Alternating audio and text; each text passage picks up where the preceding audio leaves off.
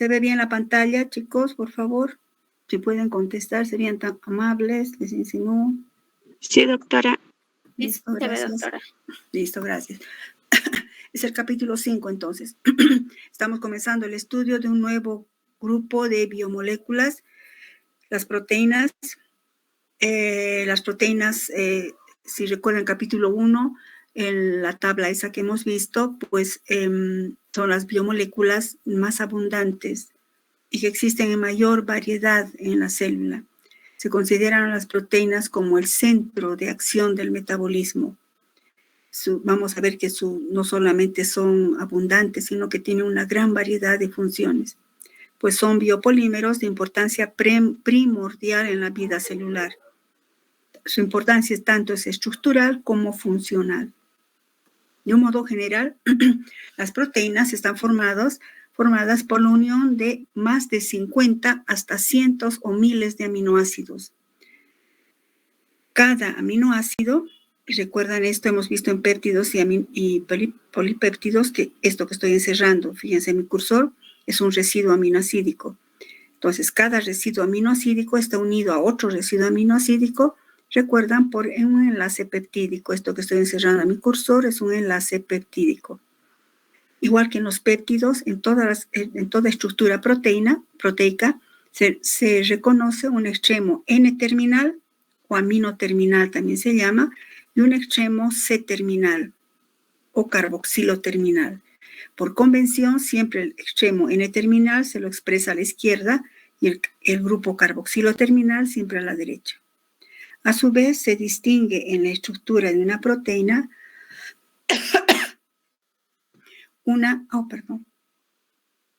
¿qué está pasando? Perdón. A su vez, se distingue en la estructura de una proteína una cadena, en la estructura una cadena repetitiva. ¿Por qué repetitiva? Si nos fijamos, amino, carbono, hidrógeno, enlace peptídico, carbono, hidrógeno, enlace peptídico, carbono, hidrógeno, enlace peptídico. La única parte que varía, o estructura variable, es la estructura que corresponde a los grupos R de cada aminoácido. ¿Recuerdan cuando vimos aminoácidos y péptidos? Cada aminoácido difiere uno de otro solo por su estructura, por la estructura de su grupo R. Se ha logrado secuenciar proteínas con más de 1000 residuos.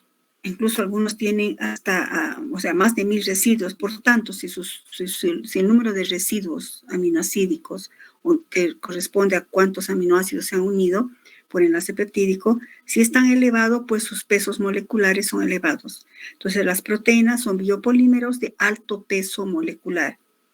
Por ejemplo, sus pesos moleculares pueden variar entre 116 y 150.000. Cuando decimos 116, 150.000, estamos hablando gramos mol. Vamos a hablar sobre esto, cómo se expresa la masa o peso molecular de una proteína. La mayoría de las cadenas polipeptídicas naturales tienen entre 50 y 200 residuos aminoácidos. Repito, les había dicho, los péptidos pueden ser dipéptidos, tripéptidos y polipéptidos, o sea, más de 10 aminoácidos hasta 50. Por encima de 50 hasta cientos o miles ya son proteínas. Sin embargo, la mayoría de las proteínas naturales están más o menos entre 50 y 200 aminoácidos.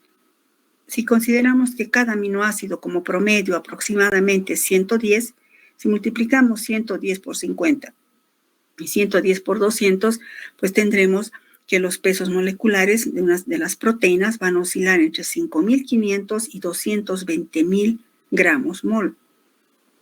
Sin embargo, no se puede utilizar muy claramente esta terminología o estas unidades de gramos mol, sino que la masa de las proteínas se expresa en daltons. ¿Qué es un dalton? El término dalton, la palabra dalton, ¿verdad?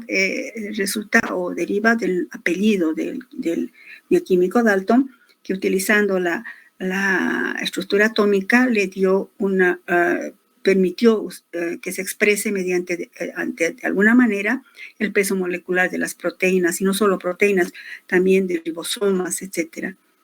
Un Dalton, ¿qué es un Dalton? Un Dalton es igual a la unidad de masa atómica, un UMA. También se define un Dalton como la 12ª parte de la masa de un átomo de isótopo carbono 12. Si decimos la 12ª parte de un carbono con peso atómico 12, estaríamos diciendo que es igual a 1. Por eso decimos que corresponde aproximadamente, un Dalton corresponde aproximadamente a la masa de un átomo de hidrógeno. Corresponde, repito, a la masa de un átomo de hidrógeno. Así, una proteína con un peso molecular de 50.000 tiene una masa de 50.000 Daltons. O bien 50 kilodaltons, es decir, hablando en múltiplos, ¿no? Los submúltiplos de los kilodaltons serán los Daltons, igual que gramo y kilogramo, ¿no? Pero si decimos que corresponde a la masa, un Dalton corresponde a la masa de un átomo de hidrógeno. Es un poco abstracto, ¿verdad? Un Dalton en el Sistema Internacional de Unidades es igual a 1.665 por 10 a la menos 24 gramos. Esto tiene más lógica. Si nosotros decimos, por ejemplo, que el peso molecular de una proteína es 50.000 Daltons, o 50.000 gramos mol, diríamos 50.000 gramos por mol de enzima, ¿verdad? Resultan unidades extremadamente altas. 50.000 gramos sería 50 kilogramos, ¿no? Una célula mide más o menos, una célula humana va por las 15, 20 micras, como puede estar dentro de una célula de 15 a 20 micras, tremenda cantidad. Y además no hay una, hay muchas proteínas dentro de una célula. Entonces, para poder entender mejor esto, se expresa la masa de una proteína como un Dalton. Y un Dalton es igual a 1.661 por 10 a la menos 24 gramos. Es decir, 0,0000000000000, ¿no? 23 ceros, 1661. Eso se podría entender recién, ¿verdad? Tiene lógica recién. Ahora, tarea para ustedes, chicos, para mañana. ¿De dónde sale este número? O este valor, o esta igualdad. Que un Dalton es igual a 1.661. Para resolver esto, acuérdense, van a utilizar el número de Avogadro, que dice que un mol es igual a 6,02, ¿verdad? Por 10 a la 23 moléculas. Entonces, utilizando eso, para mañana, tarea de dónde sale este valor. Bueno, hemos dicho, ¿verdad?, que existe gran cantidad, un gran número de proteínas en la estructura de una célula, en la composición de una célula, y con gran variedad de funciones. Pues, ¿cómo clasificamos ese gran número de proteínas? Existen muchos criterios de clasificación. Repito, dado la gran cantidad de proteínas que existen en la célula y la gran cantidad de funciones, se clasifican según los siguientes criterios. Se clasifican las proteínas, según su función, según su estructura tridimensional, según sus diferentes composiciones y según su solubilidad en solventes comunes. Sobre todo esto es importante en laboratorio. Entonces vamos a clasificar según estos 4 criterios a la gran cantidad de proteínas que existen. ¿Cómo se clasifican según su función? Pues se clasifican según su función las proteínas pueden ser enzimas. Una enzima es un catalizador biológico, ¿verdad? Estas proteínas o enzimas van a canalizar todas las rutas metabólicas que son esenciales en la vida celular. Algunas proteínas, desde el punto de vista de su función, se clasifican también en proteínas transportadoras que almacenan y que de paso almacenan moléculas importantes en procesos biológicos. Por ejemplo, hemos visto que hay proteínas que transportan iones. ¿Recuerdan el anterior tema? Bueno, el tema de lípidos. También hay proteínas que almacenan iones metálicos, como el hierro, como el caso de la hemoglobina, la mioglobina. Hay proteínas que almacenan otros metales, como el magnesio, en el caso de la clorofila. ¿Ya? Proteínas catalizadoras, proteínas que transportan y almacenan pequeñas moléculas. También hay proteínas que participan o son responsables de la organización estructural de las células. Por ejemplo, el colágeno. El colágeno se caracteriza por ser una proteína estructural que brinda gran fuerza a los tejidos donde están presentes. Por eso están presentes en los tendones, ligamentos y huesos. Pero no solamente brindan fuerza, también vamos a ver cuando veamos el siguiente capítulo, hay varios tipos de colágenos. Hay colágeno incluso en el globo ocular, es sumamente flexible y suave, ¿no? Estas proteínas que forman parte de la organización estructural se caracterizan precisamente por ser de este tipo, ¿no? Proteínas que resultan de la asociación de varias cadenas polipeptídicas y que confieren mucha resistencia. También existen proteínas, seguimos en la clasificación según su función, proteínas que pueden ser mensajeros, conocidos como hormonas. También los receptores de estas hormonas también pueden ser proteínas. Estos receptores están situados en la superficie de las células diana, ¿verdad? Cada hormona tiene su célula diana. Hay también proteínas que pueden participar como mecanismos de defensa que tiene el organismo. Estas proteínas se denominan inmunoglobulinas. Son los anticuerpos que nosotros desarrollamos frente a la agresión de ciertos patógenos.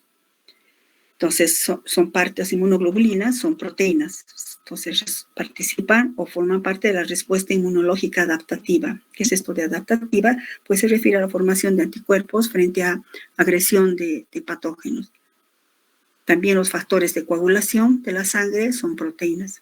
Aquí les he puesto una figura, nada más como un esquema de lo que es una inmunoglobulina, que son aquellas que reaccionan en respuesta a virus, por ejemplo, y neutralizan a los virus, o sea, son nuestros anticuerpos. Pues nuestros anticuerpos son proteínas.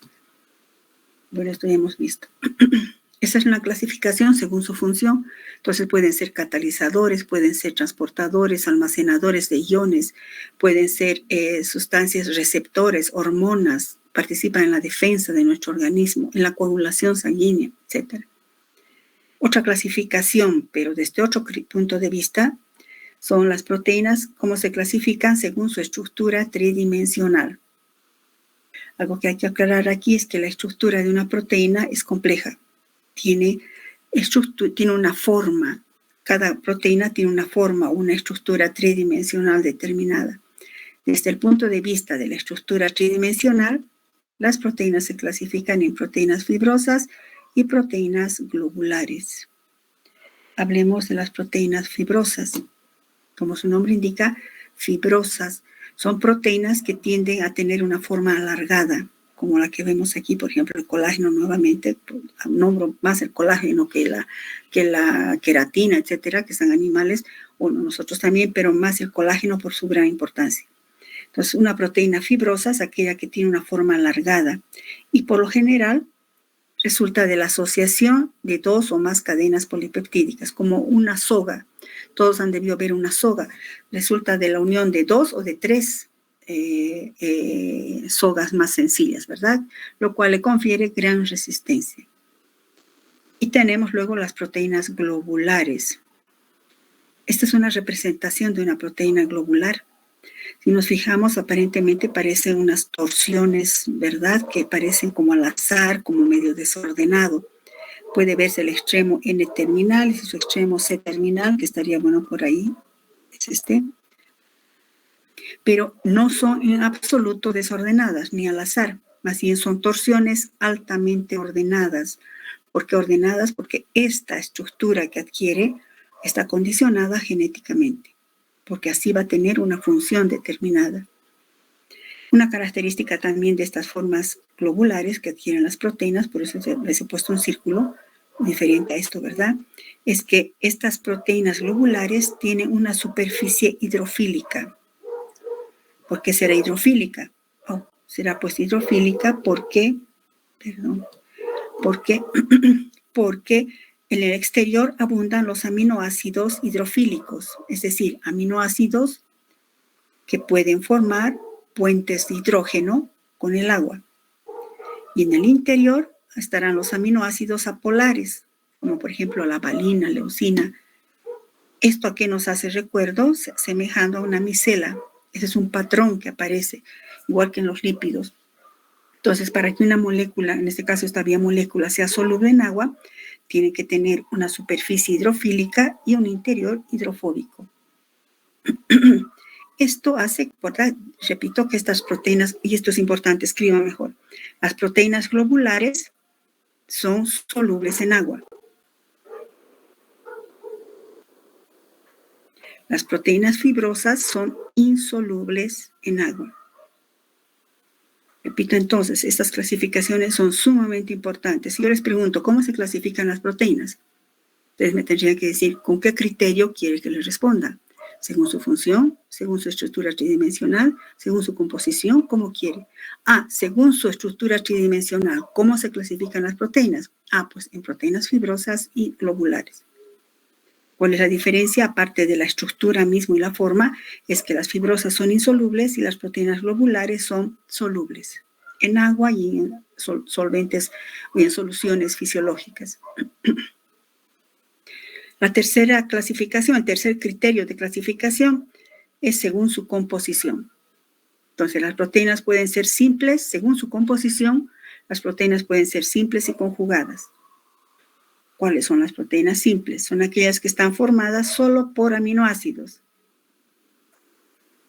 Entonces, son aquellas que solo tienen aminoácidos en su estructura. A su vez, estas proteínas simples se subclasifican según su solubilidad en albúminas.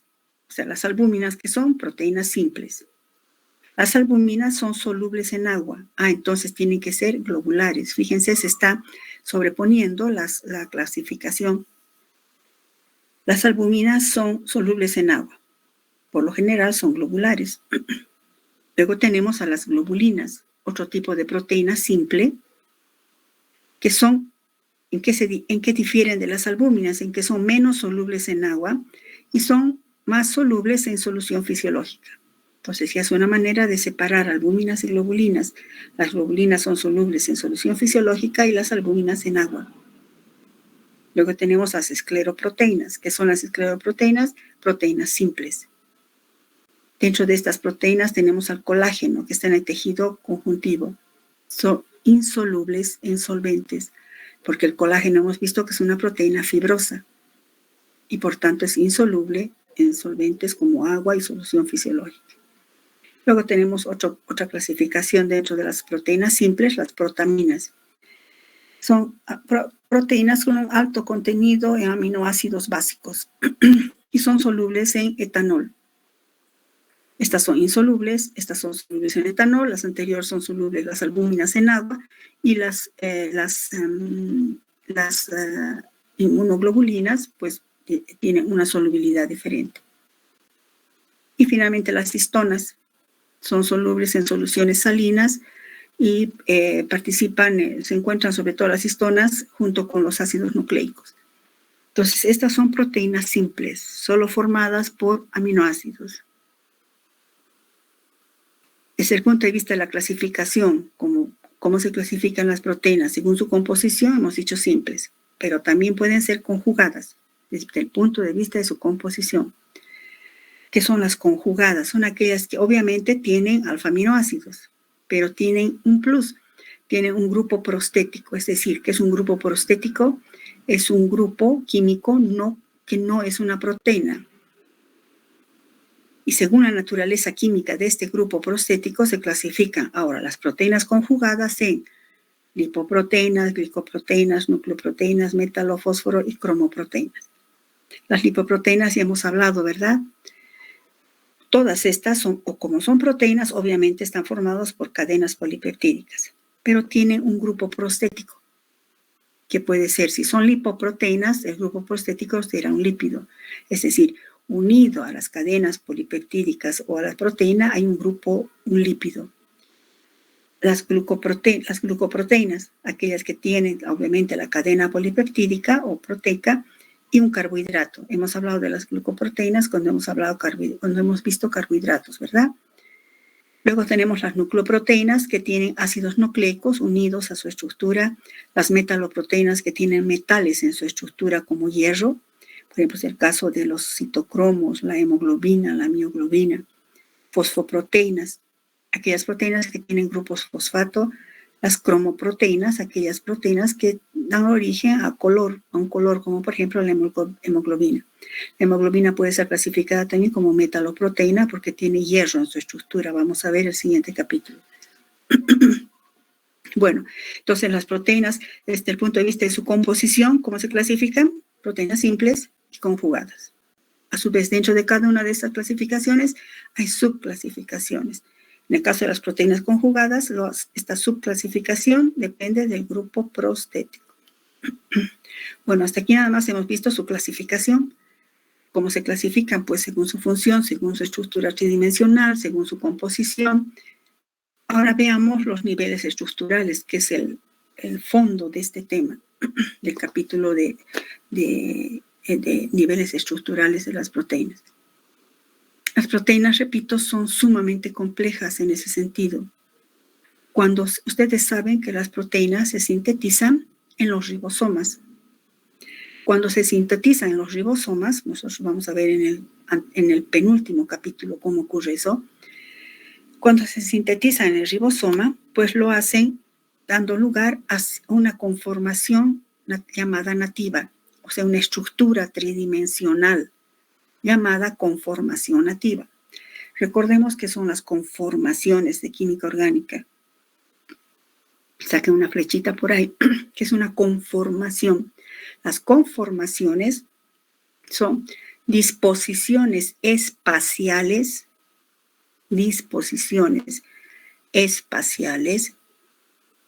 debido a la rotación alrededor de enlace sigma. Debido a la rotación alrededor de enlace sigma en una molécula. ¿Recuerdan las conformaciones silla, las conformaciones bote, las conformaciones en orgánica, la conformación alternada, eclipsada? Todas son por rotación de enlace sigma. Son conformaciones, es diferente a configuración, ¿no? Son conformaciones, entonces distribuciones espaciales gracias a la rotación alrededor de un enlace sigma. Se llaman nativas porque así son sintetizadas. Así como son sintetizadas con esa disposición espacial, van a cumplir cierta función biológica. Cualquier factor que altere esa estructura nativa, esa conformación, va a dar lugar a que aumente, por favor. Cualquier pérdida de la estructura nativa da lugar a una pérdida de la función biológica. Ese fenómeno se denomina desnaturalización. La desnaturalización, entre paréntesis aquí pongan por favor, ocurre in vitro, porque si ocurriera en vivo sería la muerte celular, ¿no? Bueno, entonces, ¿por qué estoy hablándoles de esto? Porque si nosotros, para ver la importancia de entender la estructura de las proteínas, porque de su estructura depende su función, y si pierde su función, pues muere la célula, ¿no? Por eso menciono esto, que vamos a mencionar más adelante, y esto también vamos a ver en práctica en cierto nivel. Ahora, en las proteínas se pueden distinguir 4 niveles estructurales. Ahora, con la aclaración de que todas las proteínas, todas, sean globulares, fibrosas, sean como sean simples, conjugadas, etcétera, todas tienen 3 niveles estructurales. Pero solo algunas, muy especializadas, tienen hasta el 4º nivel.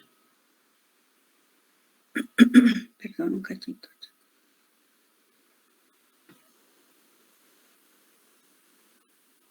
Ya. Solo algunas, les decía, tienen hasta un 4º nivel.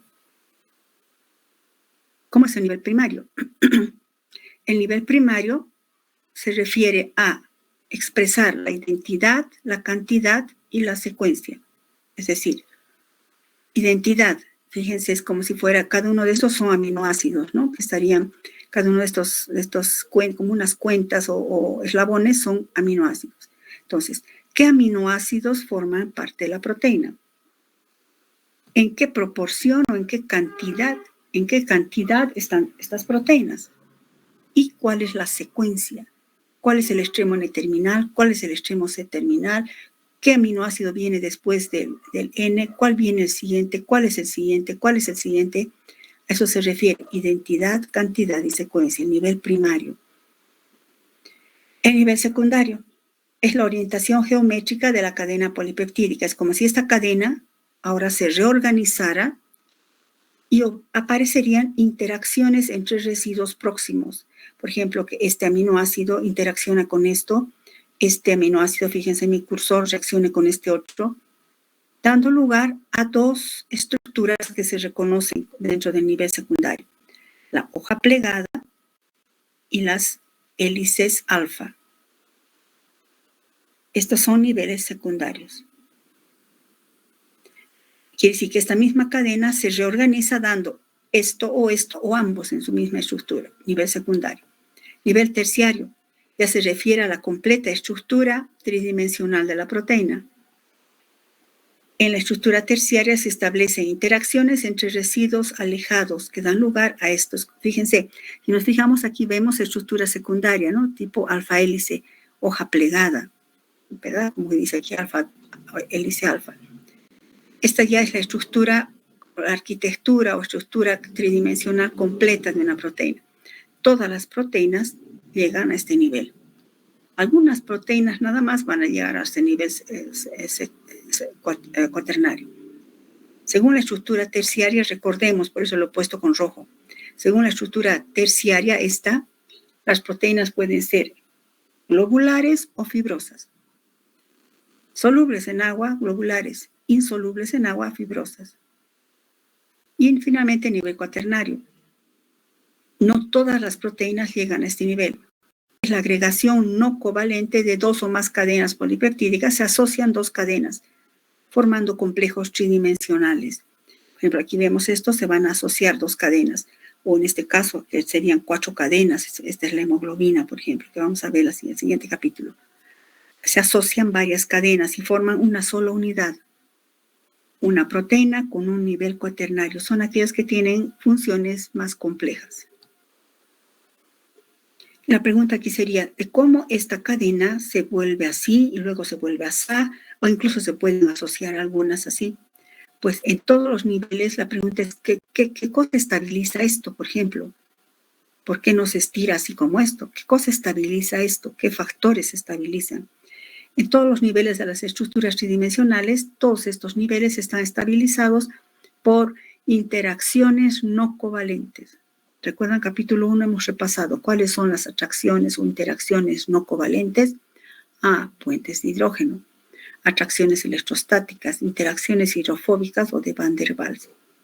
En todos estos niveles estructurales están presentes estas interacciones no covalentes, que son las que estabilizan estas formas. Ahora, estos son interacciones no covalentes, estas tres. En algunas proteínas aparecen enlaces covalentes. Y aquí está lo que les había recalcado cuando vimos aminoácidos. Les había dicho, en algunas proteínas aparece este importante puente de disulfuro. ¿Qué aminoácidos formaban puentes de disulfuro? La cisteína.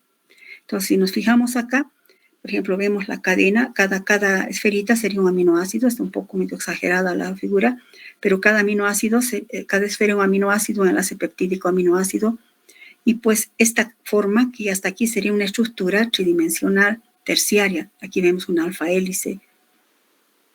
Entonces, cada uno son aminoácidos y vemos aquí unión entre cadena, serían uniones intramoleculares, ¿no? En la misma molécula, puentes de disulfuro. Entonces, si aquí aparece un puente de disulfuro, esta es una cisteína y esta es otra cisteína. Pueden presentarse puentes de hidrógeno, pueden presentarse entre aminoácidos polares o pueden presentarse atracciones de Van der Waals entre aminoácidos neutros. Todo esto es una estructura terciaria. Bueno, entonces hemos visto, como quien dice, un poco rápido, los niveles estructurales. Veamos ahora cada nivel estructural con más detalle. Pero vamos a quedar acá, chicos, entonces. ¿Hay alguna pregunta? Chicos, ¿alguna pregunta? ¿Ninguna? Para mañana no se olviden lo del Dalton, de donde sale el valor de 1.661 por 10 a la menos 24 gramos, ¿no? Para mañana, por favor. No están en exámenes, nada, pueden obviamente hacer esa tarea. No se olviden que tienen que usar el número de Avogadro. Quiero que lo hagan, por favor. ¿No hay ninguna pregunta, chicos? Bueno, voy a dejar de compartir.